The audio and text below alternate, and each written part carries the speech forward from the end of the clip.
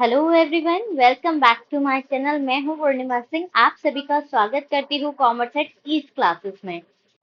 तो आज है हमारी क्लास 11th की फर्स्ट क्लास, वो भी हमारे न्यू बैच के साथ 2024-2025। तो जो भी बच्चे इस साल क्लास 11th में गए हैं, तो आप सभी क्लास 11th के स्टूडेंट्स के लिए गुड न्यूज है कि हमारा चैनल अभी तक इकोनॉमिक्स की क्लास 12 तक की क्लासेस लेता था, और इस साल से हम लोग क्लास 11 की भी क्लासेस स्टार्ट करेंगे, जिसमें हम टॉपिक वाइज और चैप्टर वाइज सब कुछ कंप्लीट करेंगे, ईच एंड एवरीथिंग, जिसमें मैं आपको एमसीक्यू क्वेश्चन, थ्योरेटिकल क्वेश्चन सब कुछ कवर कराऊंगी। और सीबीएसई से रिलेटेड जो भी अपडेट्स होंगी वो सब भी आपको चैनल पर मिल जाया करेगी। तो ये तो हुई हमारी अनाउंसमेंट क्लास 11 की इकोनॉमिक्स की क्लासेस की।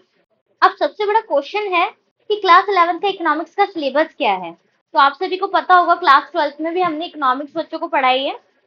तो अभी आप सब स्टूडेंट्स के दिमाग में बहुत सारे क्वेश्चंस होंगे कि इकोनॉमिक्स हम कैसे करेंगे, क्या करेंगे, क्या पढ़ना है हमको। मैंने आर्ट्स स्ट्रीम में इकोनॉमिक्स ली है, मुझसे हो पाएगा क्या? मैंने कॉमर्स से इकोनॉमिक्स ली है, क्या मेरा डिफिकल्ट होगा क्या? तो बहुत सारे क्वेश्चंस आप सभी के दिमाग में अराइज हो रहे होंगे, आई नो।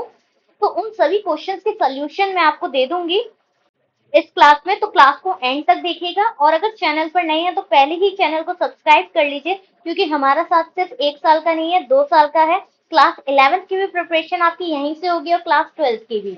और यहाँ पर मैं आपको सिलेबस के साथ साथ आपके सारे एमसीक्यूज, वैल्यू बेस्ड क्वेश्चन, ये सब भी कवर कराती हूँ, और किस तरीके से एग्जाम में आपको लिखना है कि आपको इकोनॉमिक्स में ज्यादा मार्क्स मिले, वो सब भी बताती हूँ। क्योंकि पैटर्न जो होता है एक एग्जाम को लिखने का, वो बहुत ज्यादा इंपॉर्टेंस रखता है, और खासकर इकोनॉमिक्स में आप सभी को पता होना चाहिए कि आपको आंसर को किस तरीके से लिखना है, जिससे एग्जामिनर आपको अच्छे मार्क्स प्रोवाइड करे। ओके, चलिए सबसे पहले हम सिलेबस देख लेते हैं। क्लास 11th का सिलेबस क्या रहने वाला है, इस साल आपको क्या पढ़ना है, तो वो ओवरऑल हम डिस्कस करेंगे आज की क्लास में। तो जो भी आपके क्वेश्चंस हैं, उन सभी को आप कमेंट करके पूछ सकते हैं, मैं सबका रिप्लाई करूंगी। ओके, तो देखते हैं सिलेबस क्या है हमारा। सबसे पहली बात, क्लास 11th में हमें 2 बुक्स पढ़नी होती है। एक होती है हमारी स्टैटिस्टिक्स, और दूसरी हमारी है माइक्रो इकोनॉमिक्स। अभी तक आपने क्लास 10th तक एसएसटी पढ़ी है, सोशल स्टडीज, जिसमें आपने civics, geography, history and economics भी पढ़ी होगी।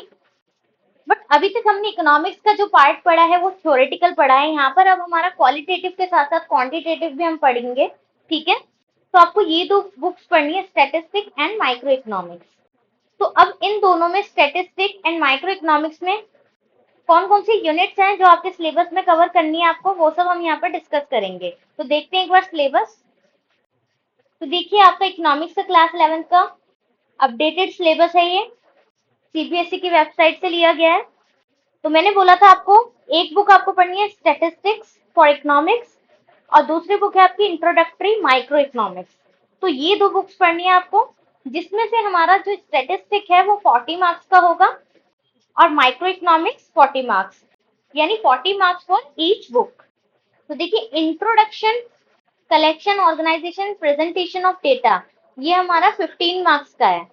अब वही बात करें हम स्टैटिस्टिकल टूल्स एंड इंटरप्रिटेशन की, वो 25 मार्क्स की है। इसमें सारा हमारा क्वांटिटेटिव पढ़ेंगे हम, इसमें न्यूमेरिकल्स करेंगे, फॉर्मूलाज करेंगे। तो इन सबको किस तरीके से करना है, कैसे करना है, उन सब चीजों को आसान मैं बनाऊंगी, बट आपको उसको किस तरीके से पढ़ना है वो आपको ध्यान देना होगा।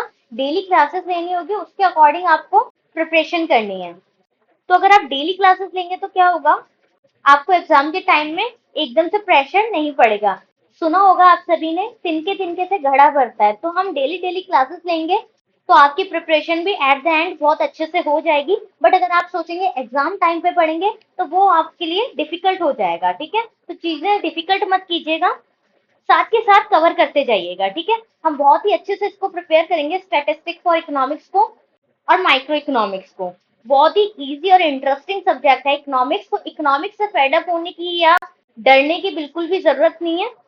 आप एक बार क्लास लेके देखेंगे, आपको समझ आएगा अच्छे से, तो आपको पता चलेगा इकोनॉमिक्स बहुत इजी है।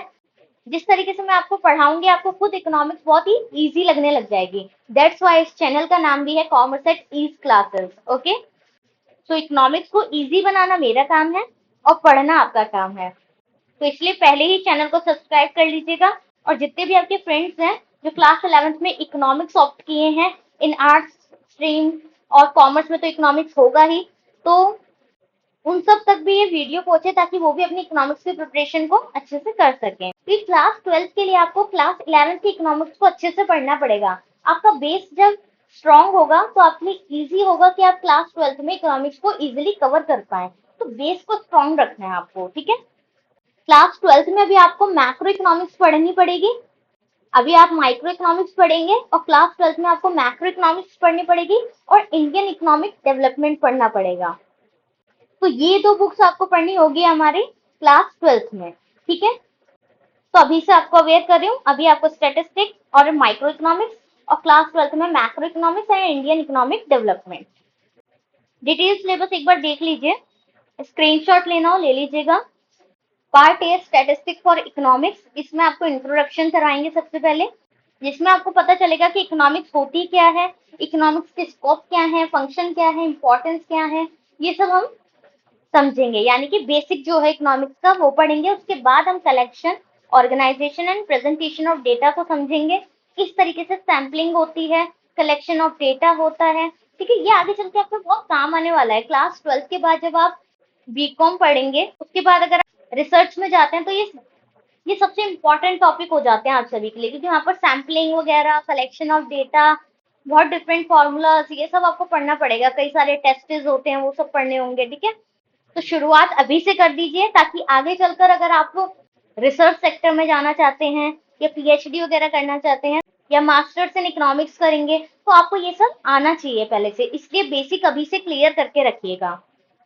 Organisation of data, types of variables पढ़ेंगे यहाँ पर, फ्रीक्वेंसी डिस्ट्रीब्यूशन, जिसमें हम आगे नॉर्मल डिस्ट्रीब्यूशन पढ़ेंगे। अभी आपको समझ नहीं आएगा, अभी सिलेबस बहुत वास्ट लग रहा होगा, बट जब हम करना शुरू करेंगे तो बहुत इजी लगेगा आपको ये सब। उसके बाद हम स्टैटिस्टिक में देखेंगे प्रेजेंटेशन ऑफ डेटा, किस तरीके से डेटा को प्रेजेंट करना होता है, जिसमें ज्योमेट्रिक फॉर्म पढ़ेंगे, फ्रीक्वेंसी डायग्राम्स पढ़ेंगे, ठीक है, अरिथमेटिक लाइन ग्राफ्स पढ़ेंगे। फिर हम पढ़ेंगे यूनिट 3 में statistical tools and interpretations, okay, जिसमें हम न्यूमेरिकल सॉल्व करेंगे। उसके बाद हम मेजर ऑफ सेंट्रल टेंडेंसी, जो कि मोस्ट इंपॉर्टेंट है आपके एग्जाम पॉइंट ऑफ व्यू से, जिसमें हम arithmetic mean, median and mode, ये तीनों पढ़ेंगे, ठीक है। Measure of central tendency most important topic है आपकी क्लास 11th का। कोरिलेशन एंड इंडेक्स नंबर्स, इन सब के अंदर भी डिफरेंट टर्म्स आपको पढ़ने को मिलेगी, और जब पढ़ोगे आप तो आपको खुद ही ये सब इंटरेस्टिंग लगने लग जाएगा। अब देखते हैं माइक्रो इकोनॉमिक्स का सिलेबस क्या है। देखिए, इंट्रोडक्टरी ऑफ माइक्रो इकोनॉमिक्स, इसमें हम पहले माइक्रो इकोनॉमिक्स क्या होती है उसका इंट्रोडक्शन करेंगे। उसमें मेन इंपॉर्टेंट हमारी सेंट्रल प्रॉब्लम, पीपीसी जिसे हम पीपीएफ भी बोलते हैं, अपॉर्चुनिटी कॉस्ट, ये सब समझेंगे इंट्रो में माइक्रो इकोनॉमिक्स के। सेंट्रल प्रॉब्लम हमारी क्या है, what to produce, how to produce, whom to produce, ठीक है। माइक्रो इकोनॉमिक्स का बेसिक कॉन्सेप्ट है ये। और मैंने आपको बताया कि क्लास 12th में हम मैक्रो इकोनॉमिक्स पढ़ेंगे और क्लास 11th में माइक्रो इकोनॉमिक्स पढ़ेंगे। तो आपको 11th क्लास में ही क्लियर करा दिया जाता है कि माइक्रो एंड मैक्रो में डिफरेंस क्या है। ये भी हम जब क्लासेस स्टार्ट करेंगे तो बहुत अच्छे से करेंगे। अदरवाइज अगर आपको माइक्रो एंड मैक्रो इकोनॉमिक्स में डिफरेंस अभी देखना है तो शॉर्ट वीडियो मैंने बना रखी है, तो आप उससे देख सकते हैं। उससे आपको आइडिया भी हो जाएगा हमारी क्लासेस कैसी होने वाली है, कैसे चलेगी, ठीक है।